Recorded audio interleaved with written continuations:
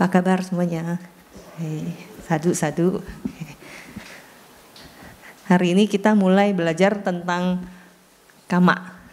Seru ya kalau udah ngomongin kama ya. Tapi seharusnya rata-rata semuanya udah pernah belajar kali ya, sudah pernah baca buku kama. Buku kama yang Bante Gaminda? Musnya? Hah? Oh, belum dapat ya? Oh, buat bantal ya kok.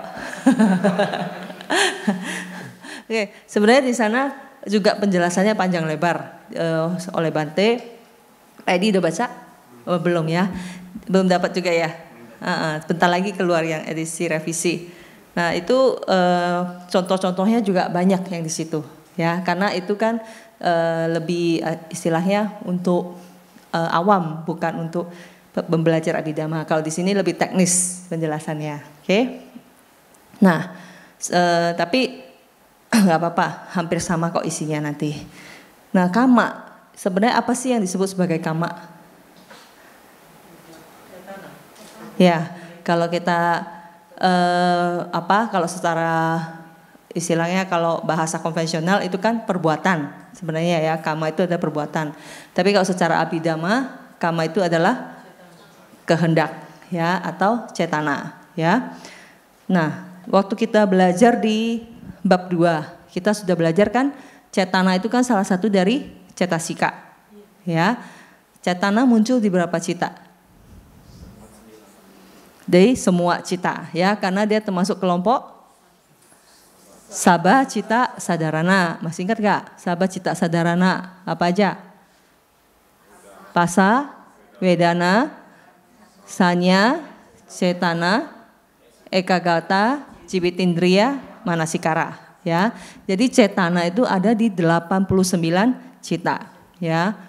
Tapi apakah semua cetana yang ada di 89 cita itu boleh kita sebut sebagai kama? Enggak bisa ya. Yang di mana saja yang boleh kita sebut sebagai kama? Ya, yang ada di akusala ya, akusala cita 12 ya, dan kusala cita ya, 21 kusala cita. Hanya itu cetana yang muncul di akusala cita, 12 akusala cita dan 21 kusala cita yang boleh kita sebut sebagai kama ya. Selebihnya tidak. Oke. Nah, jadi yang selebihnya cetananya buat apa? Buat apa? Masih ingat gak fungsinya dari cetana? Ada yang ingat? Perumpamannya masih ingat? Seperti apa? Ketua kelas ya, ingat gak? Ya, dia sendiri seperti mau belajar ya kan? Dia sendiri mau belajar, dia mengkoordinasikan murid-murid yang lain juga untuk belajar ya. Jadi untuk mengkoordinasikan faktor-faktor mental dan kesadaran yang muncul bersama dia untuk mencapai satu tujuan gitu ya. Itu fungsi dari cetana. Oke. Jadi semua udah tahu ya, yang disebut sebagai kama adalah cetana yang ada di 12 akusala kama dan 21 kusala kama. Kusala cita, bukan kama, cita ya. Oke. Nah, di sini kita belajar bahwa ini adalah kuartet kama, kama catuka. Kenapa disebut sebagai kuartet? Berarti ada pengelompokan di dalam 4 kelompok ya.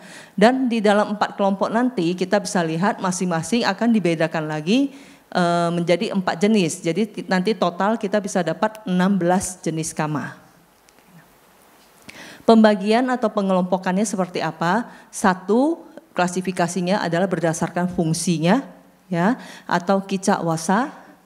Yang kedua adalah berdasarkan urutan kematangannya ya, paka dana pariyaya ya. Kemudian berdasarkan waktu kematangannya yaitu paka kala wasa. Oke. Dan yang terakhir berdasarkan tempat kematangannya yaitu pakat hana wasa. Ya.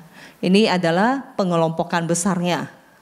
Oke, jadi ada 4 berdasarkan fungsi, urutan kematangan, waktu kematangan dan tempat kematangan. Ini syairnya ya. Jadi kita lihat dulu. Kama produktif, kama suportif, kama represif, dan kama destruktif adalah kama-kama berdasarkan fungsinya. Jadi kan kita udah bagi yang pengelompokan besarnya berdasarkan fungsi apa? Urutan kematangan, waktu kematangan dan tempat, ya kan? Nah, sekarang kita berbicara tentang yang fungsi. Oke.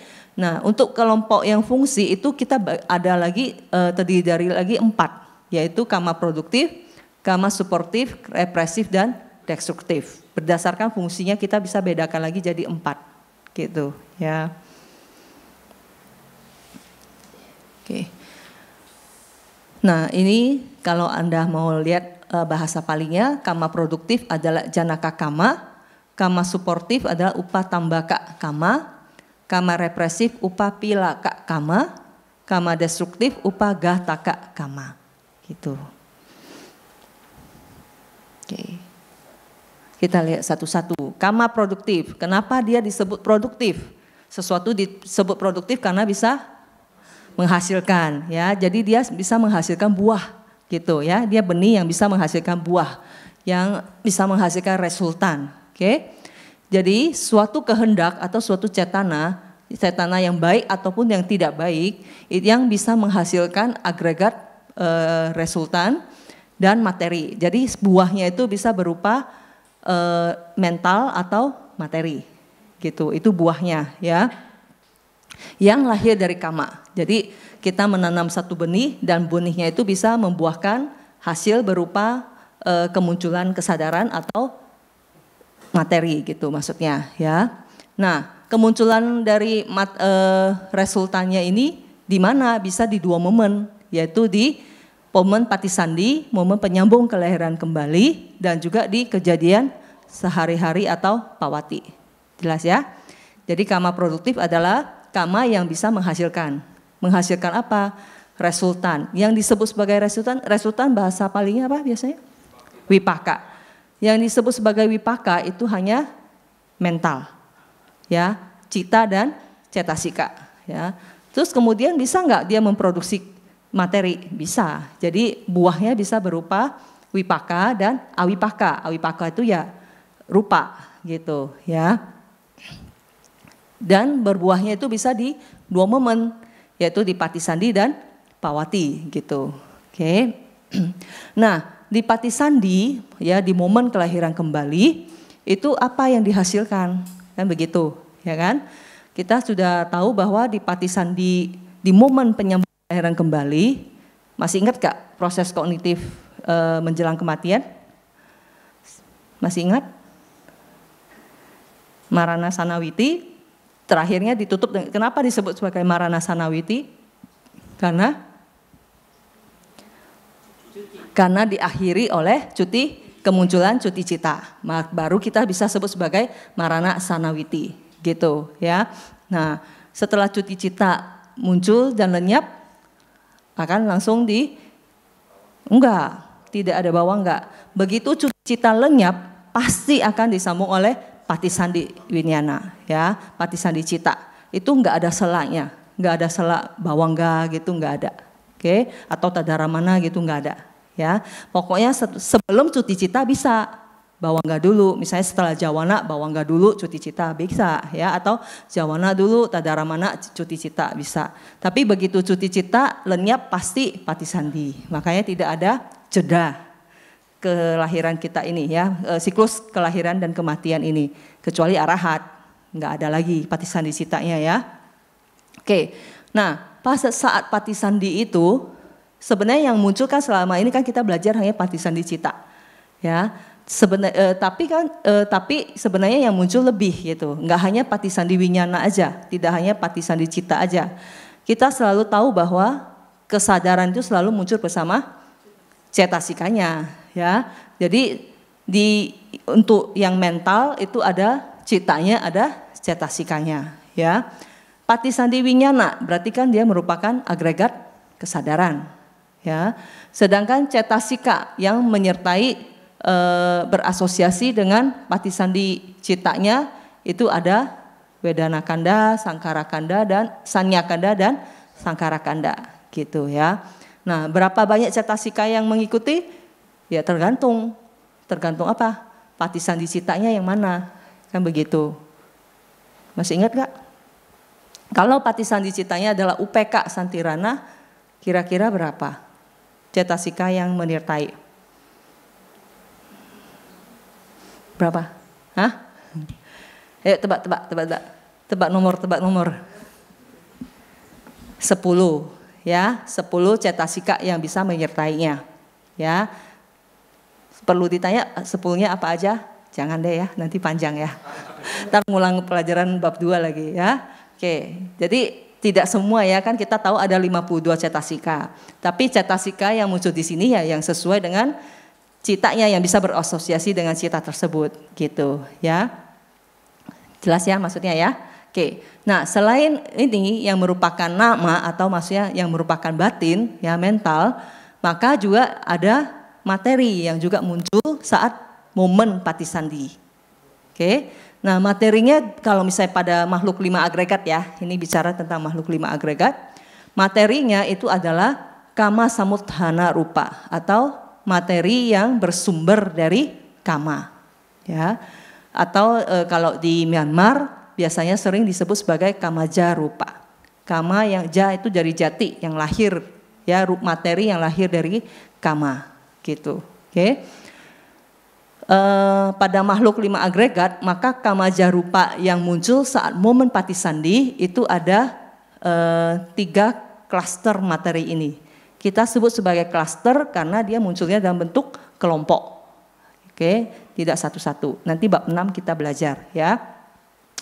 Yang muncul adalah kaya dasaka ya, atau terjemahannya deka tubuh. Oke, yang untuk yang di dalamnya ada sensitivitas tubuh ya. Kemudian bawa dasaka ini adalah ya deka jenis kelamin. Jadi tergantung, kalau perempuan ya yang nanti ada feminitasnya di dalam, kalau laki-laki ada maskulinitasnya gitu ya. Dan watu dasaka yaitu deka landasan. Landasan apa yang dimaksud? Landasan jantung, hadaya watu gitu. Ya, jadi begitu di kita ini semua saat momen Patisandi ini yang muncul adalah ini Patisandi Winyana, tergantung kita yang mana ya, kan bisa beda-beda. Oke. Kemudian Patisandi cetasika yaitu cetasika yang menyertai kemunculan dari cita tersebut. Oke, kalau Mahawipaka pertama berarti berapa? Paling banyak kan 33 ya cetasika yang bisa menyertai. Kemudian kamajarupa. Kamajarupanya hanya kaya dasaka, bawah dasaka, dan watu dasaka gitu. Oke. Nah, ini adalah buah dari kama ya. Hanya kama produktif, hanya kama yang bisa produktif yang bisa menghasilkan ini di Patisandi ya. Nah, ini ada syaratnya nih maksudnya ya. Bagaimana suatu kama itu, perbuatan kita itu, kama cetananya itu bisa bisa menghasilkan Patisandi ya. Itu ada syaratnya, yaitu kalau dia sudah sampai ke kama pata atau sudah mencapai jalan kama. Ini patanya kama pata-pata ya memang ya. Jadi jalan kama ya. Apa yang dimaksud dengan jalan kama? Maksudnya adalah kama yang telah terpenuhi semua faktor-faktornya sehingga bisa berpotensi untuk menjadi jalan atau saluran untuk kemunculan penyambung kelahiran kembali gitu. Oke. Jadi nanti untuk selanjutnya nanti di belakang-belakang saat belajar tentang pengelompokan kama berdasarkan tempat, kita akan belajar apa aja sih faktor-faktor dari suatu perbuatan gitu. Misalnya mungkin yang sering sudah dicontohkan oleh Bante di kelas, kalau membunuh kan ada 5 faktor, ya kan? Yaitu tahu ada makhluk tersebut hidup, ada cetana ya, kehendak untuk membunuh, dilakukan usaha pembunuhan dan akhirnya makhluk itu mati. Nah, kalau 5 ini terpenuhi, nah kama itu akan bisa berpotensi menjadi kama produktif yang menghasilkan penyambung kelahiran kembali. Kalau misalnya sudah tahu ada makhluk itu hidup, ada niat, terus melakukan usaha, makhluknya nggak mati, berarti kan nggak lengkap nih, ya. Nah, udah niat nih, tetap aja jahat kan, udah niat kan, udah kama buruk juga kan, ya. Nah, terus tapi ada untungnya sedikit, tidak bisa jadi patisandi, cuma bisa jadi kama buruk yang buah kama buruknya bisa muncul di kehidupan sehari-hari gitu. Menyakiti jadinya, ya, nggak jadi membunuh tapi menyakiti. Akhirnya buahnya itu muncul di kehidupan sehari-hari gitu, ya. Oke. Nah, kalau yang selebihnya ini misalnya kita kehendak yang muncul di mimpi, ya. Jadi kalau mimpi kita mimpi menyakiti orang, nah itu juga ada kamanya sebenarnya, tapi ringan lah, ya. Terus yang muncul di impuls yang ada di proses kognitif 5 pintu, maksudnya di pintu panca indera. Masih ingat gak kalau di proses kognitif itu kama itu hanya muncul di mana? Di momen apa? Jawana, ya, hanya muncul di momen jawana. Nah, cetana yang muncul di momen jawana kan kita sudah belajar kan, saat kita melihat suatu objek berarti kan dari proses kognitif pintu mata, ya. Setelah proses kognitif pintu mata lenyap, harus muncul proses kognitif pintu batin yang mengikuti. Ingat ya, ya, bisa 3 sampai 4 kali kan, ya. Yang paling kuat itu adalah proses kognitif pintu batin yang terakhir itu, di jawana itu. Karena kita sudah melihat awalnya waktu proses kognitif pintu panca indera, yang objek yang kita lihat itu kan hanya apa? Realitas hakiki, ya, belum konsep. Sedangkan yang kita lihat sehari-hari ini kan konsep. Jadi begitu kita sudah bereaksi, sebenarnya kita sudah melihat konsep, itu sudah melewati si proses pintu batin gitu. Nah, itu yang jawana yang muncul saat itu yang paling kuat, ya, yang bisa memunculkan kelahiran kembali, penyambung kelahiran kembali gitu. Tapi kalau yang di panca indera itu biasanya masih lemah. Makanya kalau misalnya berbuah pun hanya berbuah di pawati gitu. Oke. Jelas? Kosucan? Oke? Ya?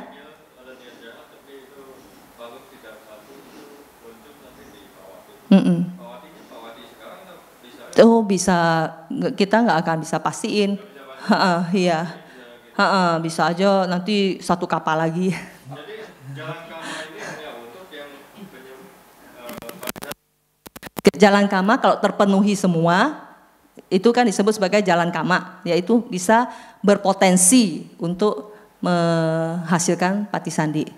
Semua juga berpotensi, harus ada kata berpotensi. Nah, itu sebabnya kita agak beda gitu, ya.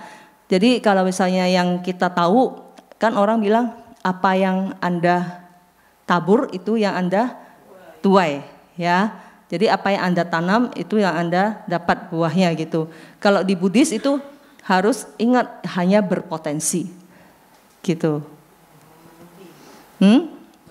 Enggak, walaupun dia memenuhi untuk jadi jalan kamapata, tapi kan tidak harus berbuah.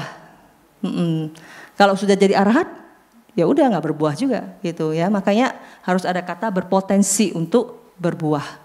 Jadi kita nggak terima aja bahwa apa yang dituai disebar itu yang kita tuai gitu ya. Jadi nggak terlalu cocok untuk di Buddhism ya. Oke. Ini selain tadi yang muncul di mimpi, yang diimpuls, yang diproses kognitif 5 pintu. Oke, walaupun sampai dan tidak sampai di jalan kama akan berpotensi menghasilkan buah di kejadian sehari-hari, ya. Jadi lemah dia kalau yang di proses kognitif pintu panca indera, ya. Oke. Nah, tadi sudah di patisandi. Patisandi tadi kita sudah lihat suatu kama kalau bisa menghasilkan patisandi, bisa menghasilkan patisandi winyana, patisandi cetasika dan kama jarupa. Ya kan? Kan begitu. Nah, kalau di pawati menghasilkan apa? Menghasilkan wipaka cita. Ya, wipaka citanya apa? Kejadian sehari-hari. Wipaka citanya apa untuk kejadian sehari-hari? Akusala wipaka yang 7 itu kan, dan kusala wipaka yang ahetuka 8, terus ada lagi? Mahawipaka. Mahawipakanya muncul sebagai apa? Kalau di resultan itu berarti dia muncul di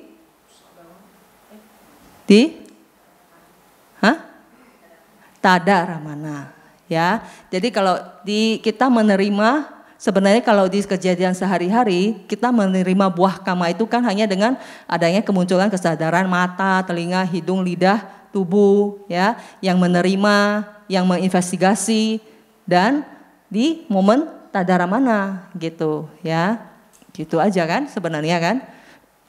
Nah itu di Pawati ya seperti itu hasilnya. Oke. Jadi apa yang masuk ke panca indera kita itu? Itulah buah dengan kemunculan kesadaran. Jadi buahnya itu berupa kemunculan kesadaran itu. Ya, bukan objeknya. Objeknya kan hanya medianya saja. Jelas ya? Oke. Oke, Pak? Oke ya. Jadi kita lihat satu objek. Jadi yang tadaramana itu sebenarnya itu kejadian mau dibakar yang resultan dari kama zaman dulu. Iya, bisa jadi. Ya, bisa jadi. Jadi apa hubungan dengan objek itu? Objeknya hanya sebagai media untuk mematangkan mematangkan kama kita aja supaya berbuah gitu. Dia hanya sebagai media aja. Nanti kalau bab 8 kita belajar ada aramana pacaya gitu. Jadi dia hanya sebagai media supaya buah kama kita itu bisa muncul seperti itu. Kemunculan buah kamanya ya misalnya tadi ini saat ini sedang mendengarkan ajaran Buddha ya, itu kan adalah objek yang menyenangkan. Oke. Jadi itu suara saya itu hanya media supaya kesadaran sota winyana Anda ya, sampaticananya, santirananya ya, kalau misalnya ini adalah objek yang sangat besar mungkin di tadaramananya bisa muncul. Nah itulah buah yang Anda terima dari kama baik yang mungkin dilakukan bisa aja kemarin, bisa aja satu kapa yang lalu, bisa aja kehidupan yang lalu gitu. Kita nggak bisa tahu ini yang mana gitu. Seperti itu ya. Asik ya. Nah, dan kita tahu bahwa wipakacita ya, baik misalnya caku winyana atau sota winyana itu selalu muncul bersama dengan cetasika ya. Berapa cetasikanya? Gampang. Pasti ingat. Di kesadaran mata, telinga, hidung 7 doang ya, 7 doang, hanya sabacita sadarana. Tapi di dalamnya kan juga ada wedana ya, pasti ada ya, sanya pasti ada, dan ada cetasika lainnya ya, yang ini yang mungkin dikit gitu ya. Berarti ada berapa? 5 lah ya, 5, 6, 7 kan begitu ya. Oke, selain itu di Pawati kama produktif juga bisa menghasilkan materi. Oke. Nah materinya itu ada 9 klaster materi yang lahir dari kama. Ini nanti kita akan belajar di bab 6 ya. Apa aja sih materi-materi yang bisa dihasilkan oleh kama selain yang 3 yang disebutkan tadi. Oke. Kalau misalnya penasaran, pengen lihat ada di buku halaman 73 ya. Jadi Anda bisa lihat.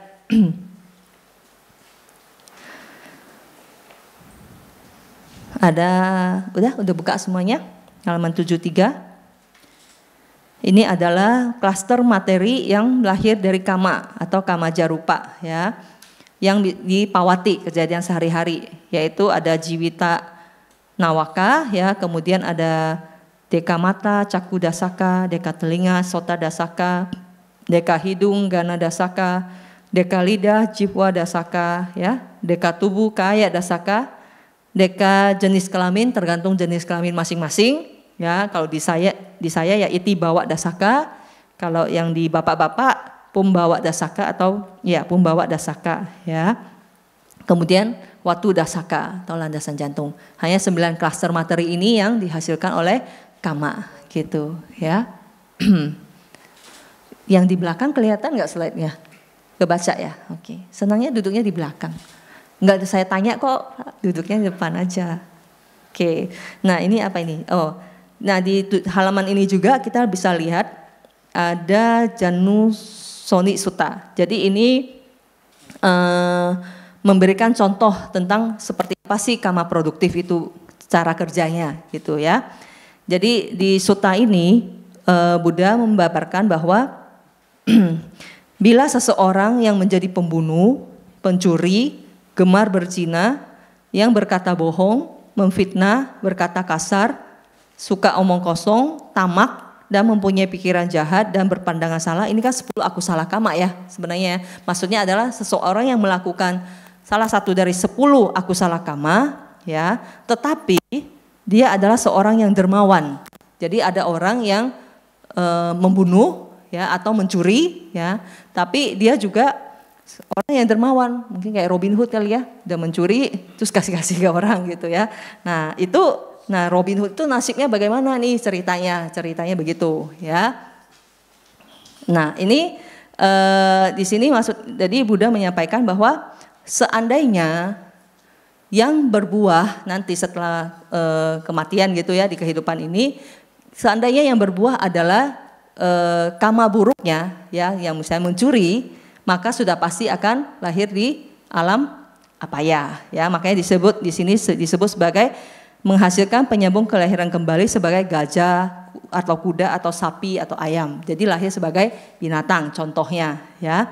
Nah, tapi di pawati di kehidupan sehari-hari bisa saja kama yang berdananya itu ya, itu kan momennya sudah beda kan. Momen mencuri sama berdana kan beda ya. Nah, yang berdana itu kalau berbuah maka dia akan jadi gajah yang hidupnya nyaman. Ya, mungkin lahirnya di Thailand. Kan kalau gajah di Thailand kan beruntung ya dibanding enggak beruntung ya. Enggak juga ya. Atau sapi di India misalnya ya, yang orang aja nggak berani tabrak sebagainya kan dibandingkan sapi yang di sini misalnya gitu kan.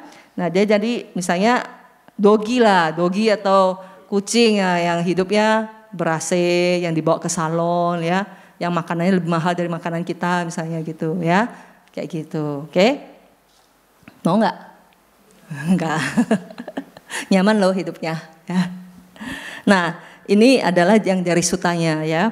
Nanti kalau Anda baca di buku Kama, Bante memberikan contoh yang sebaliknya gitu. Ini dari Bante sendiri. Seandainya yang berbuah adalah kama berdananya ya, untuk menjadi patisandi.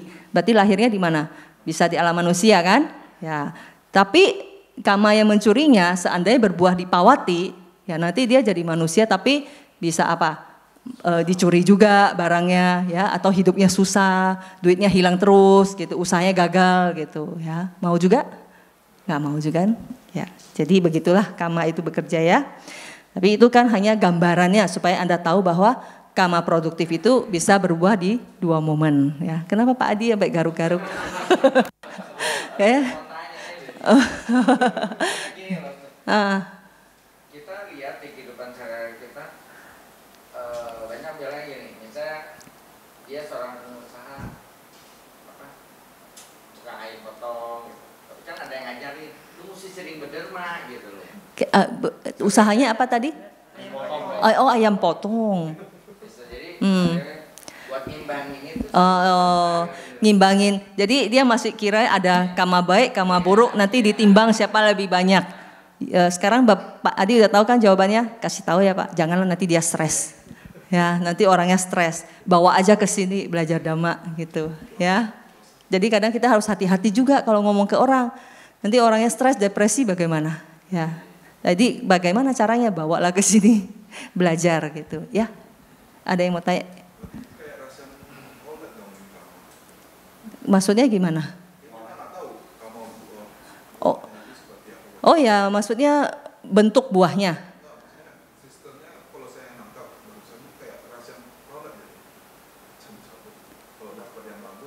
Oh ya, kita nggak bisa pasti, cuman bukan berarti kita pasrah aja. Kan di bukunya ada nggak ya, yang itu yang saya sudah pernah jelaskan. Bagaimana kita sebenarnya kita nggak usah pasrah juga. Maksudnya kita kan bisa memperoleh yang 4 keberhasilan dan 4 kegagalan itu untuk mengondisikan supaya lebih banyak kama baik yang berbuah, ya, mencegah kama buruk tidak berbuah gitu. Kalau enggak ya tidak ada kesucian, maksudnya tidak ada kehidupan suci gitu loh. Kalau misalnya kita cuma tunggu aja kama kita berbuah, waduh, itu gimana ceritanya gitu kan? Nah, jadi kita bisa mengondisikan, itu yang kita bisa usahakan. Tapi kalau misalnya kita udah mengondisikan dengan baik perbuatan baik supaya hanya terus berada di antara kalyanamita gitu kan, memilih komunitas yang baik gitu supaya kama baik kita banyak berbuah. Tapi kalau misalnya karma buruk itu kadang juga kan harus berbuah, ya tergantung kita. Kita tahu kan bahwa sekarang kan kita tahu bahwa ini bukan salah siapa-siapa. Ini adalah salah saya sendiri gitu. Kayak tadi anak saya hari ini dia sedih karena dia kena scam ya. Dia dari gamenya lah, dia kan main game online gitu ya. Disuruh masukin password dia nurut aja, dia kira kan dari itunya istilahnya memang dari perusahaan gamenya itu. Akhirnya barang-barang dia dicuri, barang-barang gamenya. Nah, dan dia cukup sedih. Kemudian dia bilang, "Ma, di dunia ini ada 7 billion people, kenapa saya yang kena?" Gitu. Nah, tapi kan ya kita ngajarin lah pelan-pelan. Ya, begitulah kerjanya karma. Berarti mungkin di kehidupan dulu kamu pernah mencuri. Jadi sekarang buahnya seperti ini. Itu nggak ada salah siapa-siapa gitu. Tapi dia jadi sedih juga karena kenapa saya begitu bodoh ya kasih password. Ya, kita juga harus pelan-pelan kasih taunya, nanti dia depresi lagi gara-gara game doang. Seperti itu ya, karma itu ya begitu, kita nggak akan tahu kapan ada kejadian mencurinya, itu kapan kita nggak tahu gitu. Bisa aja kehidupan lalu, bisa aja 100.000 kehidupan yang lalu gitu. Ini ya, jadi ini adalah menjelaskan tentang karma produktif. Jadi udah jelas ya, jadi suatu karma yang bisa menghasilkan resultan, itu yang kita sebut sebagai karma produktif. Nah, sekarang yang fungsi yang kedua yaitu sebagai karma suportif. Nah, upatambaka karma. Nah, dari namanya aja kita udah tahu bahwa ini adalah karma yang mendukung atau menopang atau memperkuat karma produktif yang sudah memberikan buah. Gitu ya. Jadi ini karma produktifnya sudah menghasilkan sesuatu. Dia mendukung, ya, menopang supaya bisa bertahan lebih lama. Seperti itu kerjanya karma suportif. Dia sendiri tidak bisa menghasilkan buah. Ya, jadi karmanya tidak cukup kuat untuk menghasilkan resultan, ya. Jadi yang menghasilkan resultan adalah karma produktif, tapi dia mendukung aja gitu supaya tambah panjang, nggak cepat lenyap gitu. Bagus gak? Bagus, iya. Kalau karma baiknya yang berbuah. Kalau karma buruknya yang berbuah, aduh, ya. Jadi ini bisa berupa karma baik atau tidak baik, ya. Tapi dia harus yang selaras gitu. Dia harus, ini tadi udah ya. Jadi dia menopang, misalnya karma suportif yang baik, ya dia harus menopang, dia hanya bisa menopang hasil karma yang baik, ya. Jadi kalau misalnya kita sudah terlahir jadi manusia, nah ini karma suportif ini yang mendukung kita, ya. Karma suportifnya yang baik juga, kan jadi manusia ini adalah buah dari karma baik. Jadi ada juga karma suportif dari karma baik yang mendukung mungkin kita bisa dapat tubuh yang sehat, gitu, ya. Kemudian mungkin panjang umur, oke. Mungkin jadi ada yang ganteng, ada yang cantik, gitulah ya, seperti itu. Kerjanya karma suportif.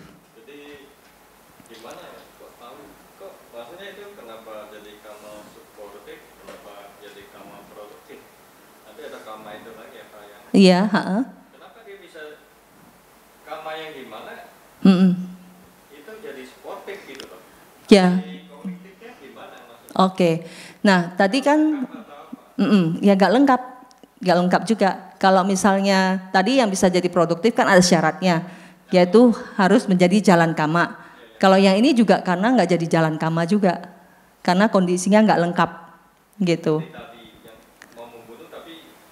Jadi itu bisa jadi karma produktif yang dipawati bisa. Dipawati kan bisa kalau syaratnya tidak lengkap. Tapi dipati sandi kan nggak bisa. Suportif juga bisa gitu. Karma yang itu bisa jadi suportif juga. Suportif bisa dipati sandi, bisa dipawati juga. Pawati biasanya kalau yang dipati sandi itu ada sih. Jadi gini, nanti dijelaskan. Jadi dia bisa, kalau di pati sandi itu bukan di pati sandinya, jadi justru di marana sanawitinya. Jadi pada saat di marana sanawiti itu kan di jawananya kan orang bilang yang paling penting adalah jawana terakhir, ya. Nah di jawana terakhir itu yang munculnya kalau misalnya adalah akusala cita, ya akusala cita ini yang menjadi karma suportif untuk kemunculan pati sandi yang tidak baik gitu. Resultan yang tidak baik. Tapi kalau misalnya di jawana terakhir ini yang muncul adalah kusala cita, maka dia yang jadi kama suportif untuk kemunculan patisandi dari resultan yang baik. Seperti itu. Di momen menjelang kematian. Jadi dia tidak membantu di momen patisandi, tapi dari jalan, jadi dia kayak jalan membuka jalannya. Nah, ini mau jalan yang mana nih gitu. Seperti itu, suportifnya seperti itu. Tapi kalau misalnya kejadian sehari-hari, ya tadi kalau kita sudah terlahir nih, misalkan udah ada kama baik untuk mendengarkan dhamma, nah dia mendukung supaya bisa tetap berbuah, buahnya tahan lama gitu, nggak cepat selesai gitu buahnya, seperti itu. Ya itu kama suportif.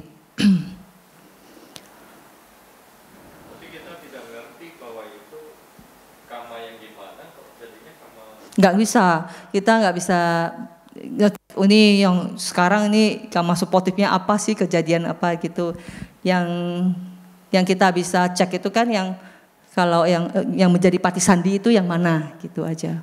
Kalau itu pun dari meditasi kan. Oke. Jadi suportif ini dia harus sama persis ya. Kalau yang dia yang baik ya hanya bisa mendukung yang baik ya, yang buruk hanya bisa mendukung yang buruk gitu.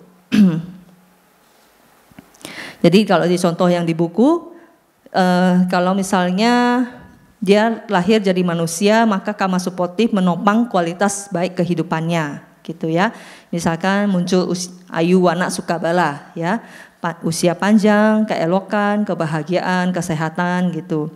Tapi kalau misalnya dia kama produktifnya menghasilkan kelahiran di alam binatang, misalnya, nah bisa jadi dia menopang untuk buah kama buruk lain yang sedang muncul yang menghasilkan penyakit, kondisi untuk sulit cari makanan dan sebagainya. Gitu ya. Nah, kama produktif sendiri dia juga bisa menopang kemunculan buah kama lain yang belum muncul. Jadi belum muncul, dia support supaya muncul. Bisa juga, ya. Contohnya tadi yang di Marana Sanawiti kan patisandi citanya belum muncul kan? Ya, waktu muncul di jawananya itu si itunya kan belum muncul ya. Jadi makanya dia hanya dia suportif untuk mendukung kemunculan buah yang belum muncul gitu. Ya, bisa juga. Jadi bukan hanya yang udah muncul dia perpanjang, tapi yang belum muncul juga dia bisa dukung supaya muncul. Seperti itu. Oke.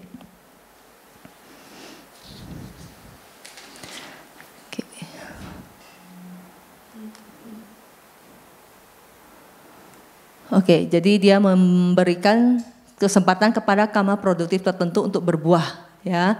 Jadi tadinya kama tersebut sudah tidak ada kesempatan untuk berbuah, tapi karena ada kama suportif jadi berbuah, gitu ya. Di sini apa contohnya? Oh ya tadi yang 5 jawana itu, 5 jawana di Marana Sanawiti, ya. Itulah makanya kenapa kalau kita berkunjung ke orang yang udah sakit gitu ya, yang udah kita udah tahulah udah masa-masa kritisnya gitu. Kalau misalnya masih bisa berinteraksi ya kita mengingatkan kebaikannya dia gitu ya. Jangan ke sana nih apa kabar? Ya udah pasti kabarnya buruk. Nanti malah sedih lagi cerita tentang penyakitnya ya kan. Tapi yang kita ingatkan adalah kebaikan-kebaikan yang sudah pernah dia lakukan gitu. Kita hanya bisa berusaha juga sih, sebenarnya yang momen terakhir itu juga kita nggak tahu apa yang muncul, ya bisa berubah tapi, oke. Banyak contoh-contoh di buku kan sudah pernah baca kan ya, yang sonatera gitu, ya, yang lain sudah pernah, yang nganggur cuma 2, ya.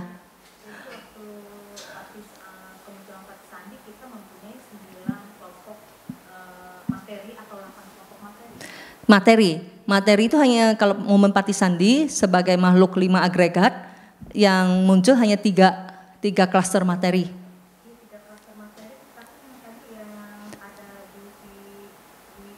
Oh itu di Pawati, di kejadian sehari-hari, bukan di momen patisandi tapi momen Pawati Kana beda di kejadian sehari-hari. Kalau patisandi kan hanya 1 momen, gitu.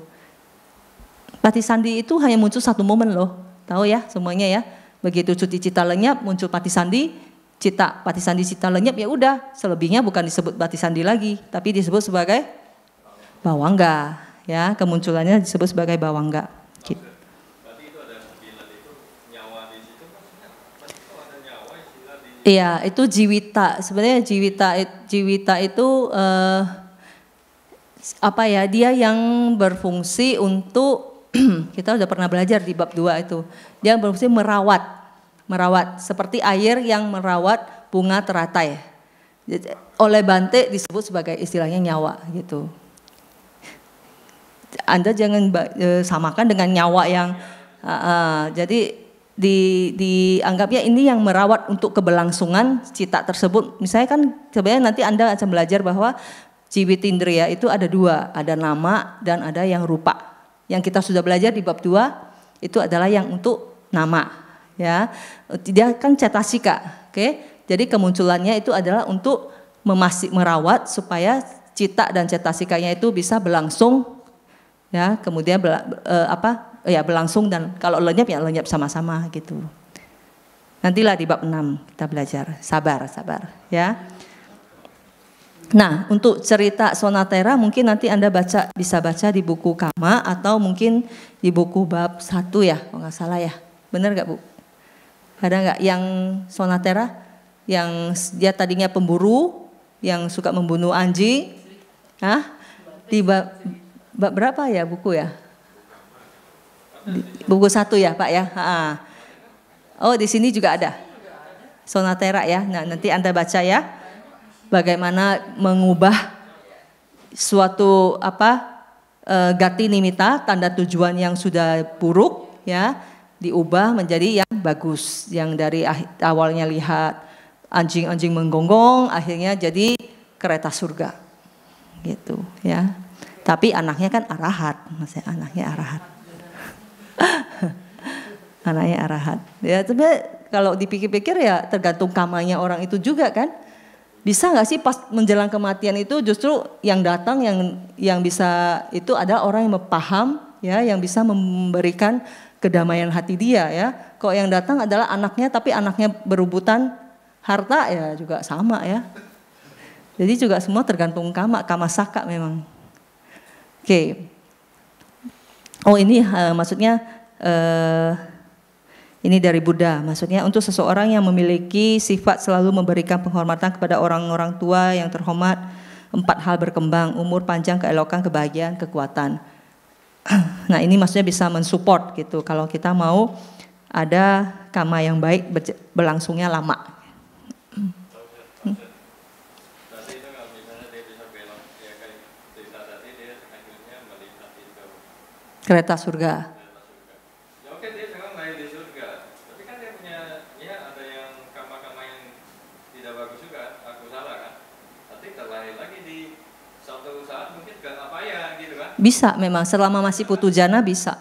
Tapi kalau di surga memang mau orang tuanya lahir di tempat yang tidak baik. Iya. Tetaplah kita maunya semua orang bisa, semua makhluk bisa lahir di alam yang bahagia. Kan dia kalau di alam bahagia kama baiknya lebih banyak berbuah. Kalau di apaya, aduh. Tadi baca kan broadcast yang dari ini Kosucan yang Dewadatta, gimana seremnya Awici? Nah, mau nggak Pak? Jangan ya, jangan sampai ya. Oke, yuk kita lihat selanjutnya kama represif. Kama ini yang bersifat untuk menekan, ya. Kalau tadi untuk mendukung, ini sebaliknya untuk menekan, ya. Jadi kama jenis ini menekan atau mengganggu kama produktif yang sedang berlangsung. Kalau yang tadinya mendukung, yang ini malah menekan, gitu. Oke. Jadi dia malah jadi belenggu untuk kejadian yang lebih lama dari buah kama yang dihasilkan, ya. Jadi sebagai pencegah dia, ya. Bisa jadi sebab munculnya penyakit atau mencegah terjadinya keseimbangan elemen. Karena kalau di Buddhis itu percayanya kalau penyakit itu muncul karena ada ketidakseimbangan elemen, gitu ya. Oke, tapi jangan malah sedikit menyalahkan elemen gitu ya, dan lain-lain gitu. Oke, kemudian, nah kalau kama suportif tadi harus selaras dengan kama produktif. Kalau represif berarti harus berlawanan. Jadi kalau karma produktifnya adalah karma yang baik, karma represif yang muncul adalah dari buah karma yang tidak baik, karma yang buruk gitu ya. Yang tadinya orang yang mestinya lahirnya cantik jadi tidak cantik. Ya, mestinya lahir di alam surga yang tinggi jadi lahir di alam surga yang lebih rendah. Seperti itu. Ya, contohnya, oke. Dia sendiri tidak bisa menghasilkan buah sama seperti karma suportif ya, tapi dia bisa mempunyai kekuatan untuk menjadi karma pencegah atau penghambat berlangsungnya buah karma yang lain ya. Ya, menyebabkan karma produktif menjadi lemah, menurunkan kualitas buah karmanya. Oke. Nah, ini ada contohnya, ini banyak contohnya, Anda bisa baca di halaman 79 ya. Jadi seharusnya seseorang mestinya lahirnya di bumi yang tinggi malah nggak bisa ya, akhirnya di bumi yang sama atau lebih bawah ya. Contohnya misalnya seorang yang sudah mahir di jana, itu kan bisa saja kan dia kalau biasanya kan secara otomatis saat menjelang kematian dia masuk ke jana itu gampang begitu. Tapi kalau misalnya ada karma represif bisa saja ini jadi penghalang untuk dia masuk ke jana, bisa aja ya. Kalau suatu karma udah harus berbuah bisa begitu dihalangi jadi dia nggak bisa masuk ke jana seperti itu ya. Dan ini nggak tahu lahirnya kemana, yang pasti nggak ke alam Brahma seperti itu ya. Itu kerja dari karma represif. Oke. Contoh-contoh lain di sini juga ada yaitu raja di sini atau buku karma ya, Raja Bimbisara. Raja Bimbisara itu kan Sotapanna ya kan. Nah berarti kan lahir di alam yang bahagia, pasti kan manusia atau alam surga. Nah seharusnya Raja Bimbisara itu bisa lahir di alam surga yang lebih tinggi. Tapi karena dia waktu jadi raja itu sangat menyukai musik, ya sangat mengagungkan dewa musik, akhirnya dia karena ada pelekatan terhadap musik itu, ya tapi ya mungkin pelekatannya seperti apa saya nggak jelas ya kan. Beliau juga udah Sotapanna gitu kan. Akhirnya lahir di surga yang lebih rendah gitu, tapi masih surga gitu ya. Nah itu kalau yang sebagai represif karma yang buah karma yang baik. Tapi bisa juga jadi represif untuk buah karma yang buruk ya. Jadi ada jadi contohnya ya seperti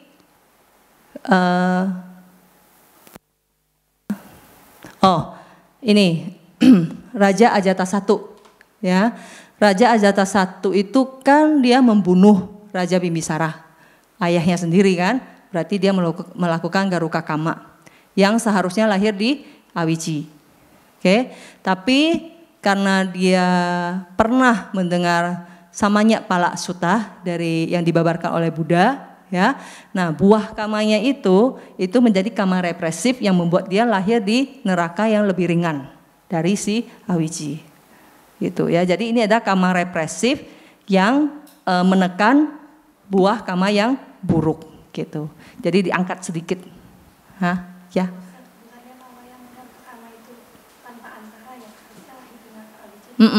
Tapi ini karena ada yang samanya pala itu udah pasti lahir di neraka, Tapi ini dibantu oleh buah yang itu, akhirnya dia nggak diawisi naik sedikit gitu. Tapi udah pasti lahir di apaya. Kalau panca anantariya kama itu, itu paling beratnya awici, beratnya awici. Panca anantariya itu sebenarnya nanti kita belajar, maksudnya adalah bukan dia pasti lahir di apaya, tapi buahnya pasti akan berbuah di kehidupan selanjutnya setelah kehidupan yang dia lakukan kama itu. Maksudnya seperti itu ya. Oke. Nah ini juga banyak, jadi seorang yang harusnya lahir punya indera yang lengkap, tapi karena ada karma represif jadi cacat misalnya, seperti itu.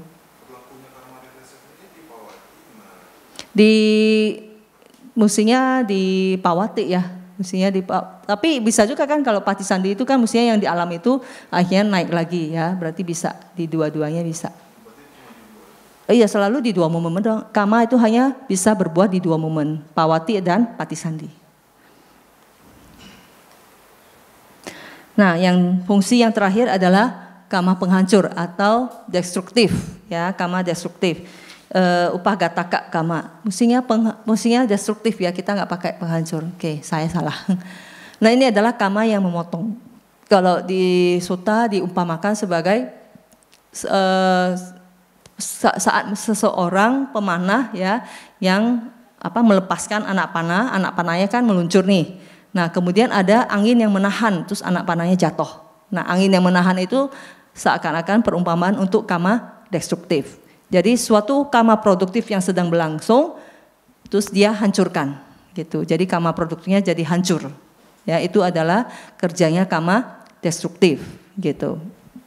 Dia memotong, menghancurkan atau membunuh kama produktif yang sedang berlangsung. Oke. Nah, kalau yang kama represif dan kama suportif, mereka tidak bisa menghasilkan buah sendiri.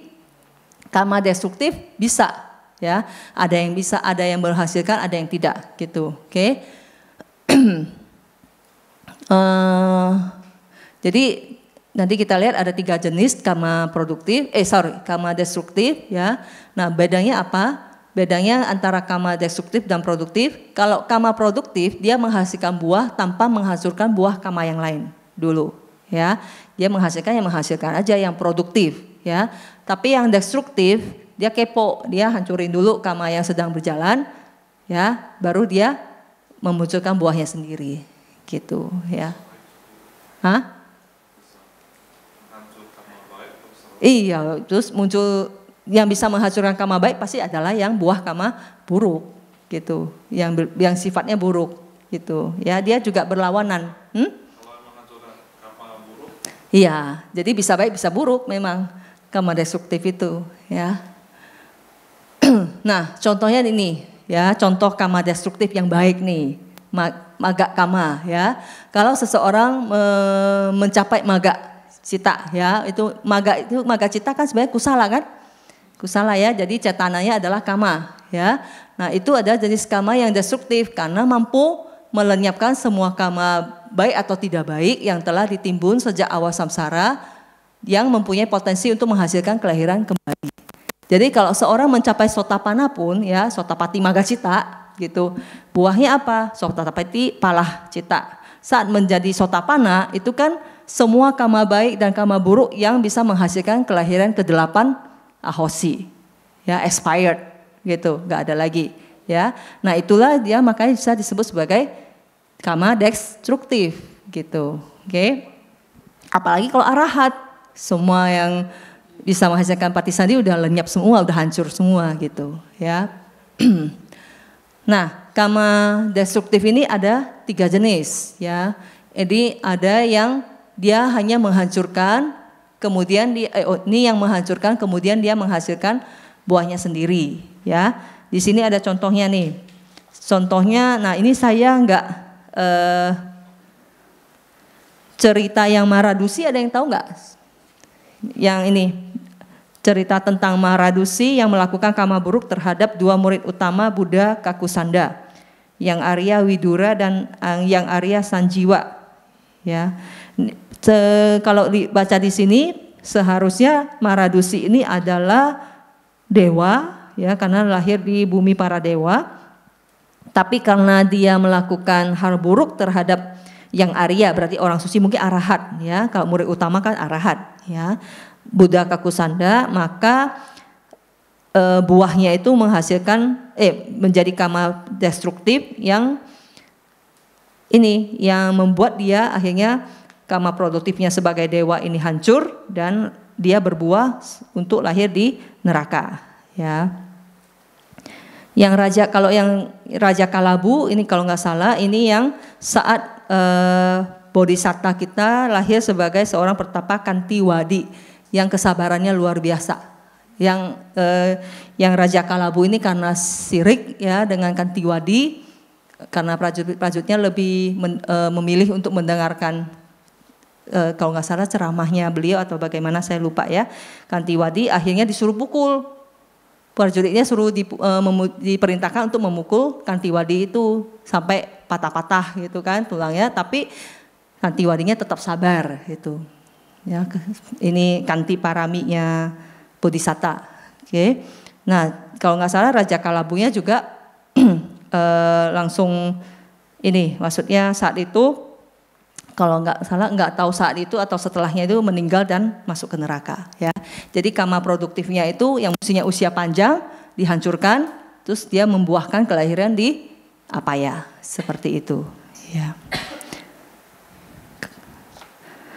Nah, terus kalau yang nah contohnya lainnya ini kita bisa lihat juga. Karma destruktif yang menghancurkan, jadi itu tadi yang menghancurkan buah karma lain, kemudian menghasilkan buahnya sendiri ya. Tapi karma destruktif itu juga bisa menghancurkan karma lain secara menyeluruh, tapi tidak menghasilkan buah ya. Yang berbuah adalah karma yang lain, itu juga bisa. Ya, jadi dia udah menghancurkan, tapi dia sendiri tidak berbuah, dia memberikan kesempatan bagi karma yang lain untuk berbuah ya. Kalau di buku ini contohnya adalah cerita Ratu Samawati. Ratu Samawati yang apa? Yang punya pelayan yang bungkuk itu, Kujutara ya, kalau nggak salah namanya ya. Yang kan dia nggak boleh, benar nggak sih, sama nggak ceritanya? Saya agak-agak suka kecampur kadang ya. Yang kalau dia mendengarkan, kayaknya sih yang ini. Jadi dia sendiri tidak boleh keluar keluar dari istana ya, karena dia rajanya itu kalau nggak salah galak gitu ya. Kemudian pembantunya Kujutara itu kalau nggak salah cerita ini ya, dia yang pergi mendengarkan ceramah dari Buddha, kemudian menyampaikan kembali ke ratu dan 500 pelayannya, yang akhirnya semuanya jadi Sotapanna juga, termasuk Kujutaranya juga ya. Jadi saat beliau Ratu Samawati ini kalau kan meninggalnya karena dibakar. Jadi kalau nggak salah ada istri raja yang sirik ya, yang membuat kebakaran gitu, akhirnya mati karena kebakaran. Tapi saat itu sudah Sotapanna ya. Nah itu kenapa bisa begitu? Karena di kehidupan sebelumnya saat nggak tahu terlahir sebagai apa, pernah membakar tubuh seorang Paceka Buddha.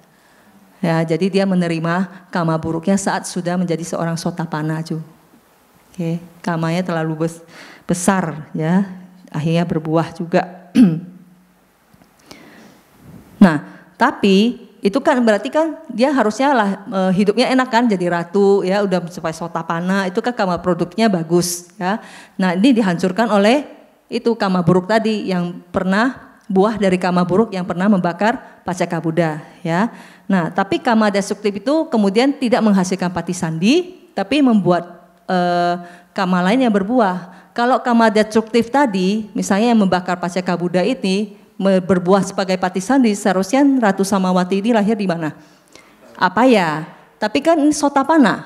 Sotapanna tidak bisa lahir di alam apaya, maka dia tidak bisa berbuah. Yang berbuah adalah karma baik yang lain yang menghasilkan kelahiran di alam yang bahagia. Seperti itu contohnya. Kalau yang tadi kan yang Raja Kalabu itu dia mestinya usia karma produktif yang baik, jadi manusia, di stop kan karena melakukan karma buruk tadi ya. Setelah di stop, akhirnya karma destruktifnya ini menghasilkan buah berupa kelahiran di apaya. Jadi dia sendiri yang men-stop, terus dia berbuah lagi untuk lahir di apaya. Kalau yang cerita kedua ini karma destruktifnya hanya menghancurkan ya, tapi tidak menghasilkan patisandhi yang baru, yang menghasilkan adalah buah dari karma baik yang lain gitu ya. Bedanya di situ. Oke. Yang ketiga adalah dia hanya menghancurkan tapi tidak menghasilkan buah sendiri dan juga menghambat karma lain untuk berbuah ya. Jadi ini cuma menghancurkan, tapi dia sendiri juga tidak membuahkan hasil dan juga tidak memberikan kesempatan untuk buah karma lain untuk berbuah ya. Contohnya di sini adalah yang Arya Mahamonggalana, karena karma buruk yang beliau lakukan di masa lampau, yaitu membunuh kedua orang tuanya ya. Akhirnya pada saat menjadi yang Arya Mahamonggalana kan juga dipukul ya oleh penjahat-penjahat ya, sampai udah, dan saat itu juga kan ada karma penghalang. Beliau kan sakti ya. Itu kan sebenarnya kalau nggak salah ceritanya udah diikutin kan sama penjahatnya itu 7 hari kan. Pas hari ke-7 itu beliau udah sadar ini buah udah nggak bisa dihindari lagi kan. Dan di saat itu ada kama penghalang yang membuat beliau itu tidak bisa masuk ke jana. Kan untuk kesaktian kan harus ke jana gitu kan. Makanya berhasil dipukul gitu sampai hampir meninggal saat parinibbana saat itu juga ya. Nah di momen terakhir sebelum momen terakhir tuh beliau akhirnya berhasil masuk ke jana, baru bisa pergi menemui Buddha ya untuk berpamitan untuk parinibbana gitu. Nah itu kama yang membuahkan kama produktifnya ini selesai adalah kama destruktif dari buah yang membunuh orang tuanya ya. Nah setelah itu tapi karena ini adalah seorang arahat, maka si kama destruktif ini tidak bisa menghasilkan buah patisandi juga dan dan kama lain juga tidak bisa berbuah lagi karena sudah arahat, parinibbana ya sudah gitu ya. Sama juga yang dengan cerita yang Arya Cakupala ya. Yang Arya Cakupala itu kalau nggak salah buta di saat yang sama dengan saat mencapai arahat kalau tidak salah, benar nggak sih? Ada yang tahu yang Arya Cakupala? Kalau nggak salah saat pencapaian arahat juga di saat itu beliau buta ya. Kama butanya itu karena di kehidupan sebelumnya menjadi seorang tabib ya, mengobati seorang perempuan ya, seorang ibu lah yang punya anak putri kalau nggak salah. Nah itu kemudian sebenarnya udah sembuh nih pasiennya, cuman pas ditanya pasiennya bilang belum sembuh, marah dia, dikasih obat yang bikin buta. Nah, ada kan ceritanya kan? Nah, di kehidupan Buddha lahir jadi bisa jadi yang Arya Cakupala gitu ya, tapi tetap menerima buahnya berupa buta ya. Jadi ada kama destruktif yang menghancurkan indera matanya gitu. Seperti itu adalah 4 jenis karma berdasarkan fungsinya ya. Jadi yang satu kama produktif yang menghasilkan resultan, bisa berupa resultan itu kan bisa mental ya, mental lah kalau resultan itu, kalau kita sebut resultan itu mental, dan juga bisa menghasilkan materi ya di 2 momen kan, yaitu patisandi dan pawati. Kemudian ada yang bisa berfungsi sebagai kama suportif yang mendukung si kama produktif supaya berlangsung lebih lama, atau mendukung supaya muncul si kama produktifnya, buah dari kama produktifnya ya. Kemudian ada yang bisa berfungsi sebagai kama represif yang menekan kama produktif yang sedang muncul ya, yang misalnya kualitasnya bisa ori jadi KW gitu contohnya ya, itu adalah kama represif. Kemudian yang terakhir ada kama destruktif ya, jadi ada kama yang buahnya bisa menyebabkan kama produktif yang sedang berlangsung itu hancur gitu ya. Nggak salah di buku kama juga ada cerita yang kama destruktif yang baik ya, yaitu tentang Ratu Malika ya, Ratu Malika. Oke. Tadinya kan gadis desa yang miskin ya, tapi karena suatu hari ya itu saat dia membawa puding kan ke taman kan untuk makan, dan di saat itu dia melihat Buddha dan muridnya, kemudian dia nggak jadi makan sendiri, pudingnya dipersembahkan kepada Buddha. Nah hokinya dia saat itu Buddha baru keluar dari Nirodha Samapati. Ya, kita nanti akan belajar nih buah yang bisa langsung kama yang bisa langsung berbuah di kehidupan saat ini juga ya. Nah itu salah satu faktornya, itu baru keluar dari Nirodha Samapati. Oke. Nah waktu itu Buddha sudah bisa melihat ke depan bahwa si gadis ini akan menjadi ratu gitu. Nah sorenya Raja Pasenadi lagi galau kan, kalah perang, lagi galau ke taman, ketemu terus dengar ada orang yang nyanyi gitu, ada yaitu pas lihat si yang jadi Malika ini, nggak tahu sebelumnya namanya apa, nama gadisnya nggak tahu apa. Nah akhirnya senang terus dijadikan istri tersayang lagi, jadi ratu gitu. Ya jadi, nah itu adalah kama yang mempersembahkan kepada Buddha itu bisa menjadi kama destruktif kehidupan dia yang susah, yang miskin ya itu di stop. Itu adalah contoh kama destruktif gitu ya. Itu yang baik. Yang kama destruktif, ya dia sendiri bisa berbuah juga, gitu, menghasilkan buah juga.